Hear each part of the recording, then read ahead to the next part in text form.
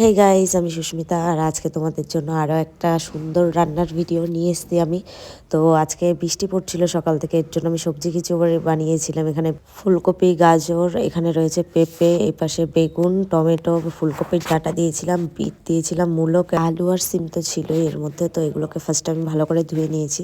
তারপর একটা কড়াইতে একটু তেল দিয়ে সেটার মধ্যে এই সবজিগুলো ছেড়ে দিয়েছিলাম। আসলে সবজিগুলো একটু ভেজে নিতে হবে। তারপর এর মধ্যে দিয়েছিলাম আদা, দিয়েছিলাম লবণ, আর একটু পরে দিয়ে দিয়েছিলাম হলুদ। তো এগুলোকে আমি ভালো করে আগে মিশিয়ে নেব। আর এই কাঁচা লঙ্কাগুলো আমি এই সময় দিয়ে দিয়েছিলাম যাতে ঝালগুলো বেরায় এর মধ্যে থেকে। তো যাই হোক, এগুলোকে ভালো করে মিশিয়ে নিতে হবে। যেহেতু খিচুড়ি করব, তো এর জন্য ডাল আর চালটাকে আমি ধুয়ে নিয়েছি। আর এই পাশে যখন সবজিগুলো এরকম ভাজা হয়ে যাবে, তখন আমি এই চাল আর ডালটাকে এই সবজিগুলোর মধ্যে দিয়ে দেবো।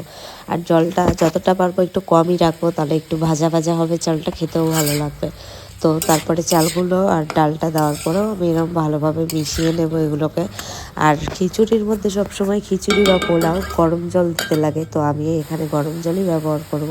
তার আগে দিয়ে দেবো একটু লবণ আর হলুদ, তাহলে আর আমাকে পরে সেরকম করে আর লবণ আর হলুদ দিতে হবে না, একবারে ভাজার মধ্যে হয়ে যাবে। আর এর মধ্যে দিয়ে দিয়েছিলাম একটু জিরের গুঁড়ো, একটু দিয়ে দিয়েছিলাম ধনের গুঁড়ো, আর একটুখানি দিয়ে দিয়েছিলাম কালো মরিচের, মানে যেটাকে বলে ব্ল্যাক পেপার পাউডার, তো সেটা। আর তারপরে একটু ঝালের গুঁড়ো দিয়ে দিয়েছিলাম যাতে ঝালটাও একটু ব্যালেন্স হয়।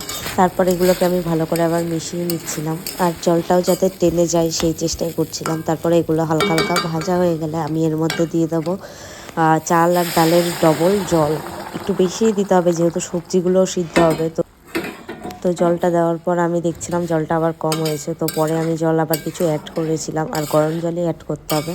আর জলটা দেওয়ার পর একটু ভালো করে নাড়িয়ে চাড়িয়ে নিয়ে এটাকে ঢেকে দেব। আর যতক্ষণ না এটা সিদ্ধ হয় ততক্ষণ এটা আর ভাপটা তুলবো না। প্রায় 15 মিনিট পর আমি ভাপটা তুলে দেখলাম, তখনও সেরকম সিদ্ধ হয়নি।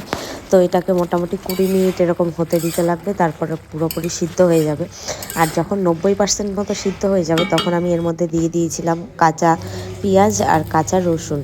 তো ওগুলোকে কুচি করে নিয়ে একটু দিয়ে দিয়েছিলাম এর মধ্যে। তারপরে এগুলোকেও ভালো করে মিশিয়ে আমি আবার ঢাকা দিয়ে দেবো। পরে যখন সিদ্ধ হয়ে যাবে তখন দিয়ে দেবো এর মধ্যে একটু ঘি, আর সব শেষে দিয়ে দিয়েছিলাম একটুখানি চিনি, যাতে ঝাল আর এই মিষ্টির ব্যালেন্সটা একটু ঠিকঠাক হয়। আর দেখো, কথা বলতে বলতে আমার খিচুড়িটা রান্নাও হয়ে গেছে। আর এই খিচুড়ির সাথে খাওয়ার জন্য আমি করেছিলাম আজকে কুমড়ো ফুলের বড়া।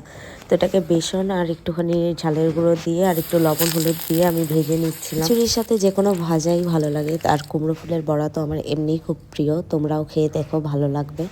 আর গরম গরম খিচুড়ির সাথে এই কুমড়ো ফুলের বড়াটা জাস্ট ওয়াও লাগছিল। আর সাথে নিয়ে নিয়েছিলাম একটু সর্ষের তেল। তোমরাই দেখতে পাচ্ছ খিচুড়িটাও কত সুন্দর হয়েছে, আর কুমড়ো ফুলের বড়াটা দিয়ে সত্যিই খিচুড়িটা অনেক ভালো লাগছিল। তো গরম গরম এরকম একবার খিচুড়ি আর তারপরে এই কুমড়ো ফুলের বড়া, ওফ, জাস্ট ওয়াও। তো আজকের মতো এইটুকুই।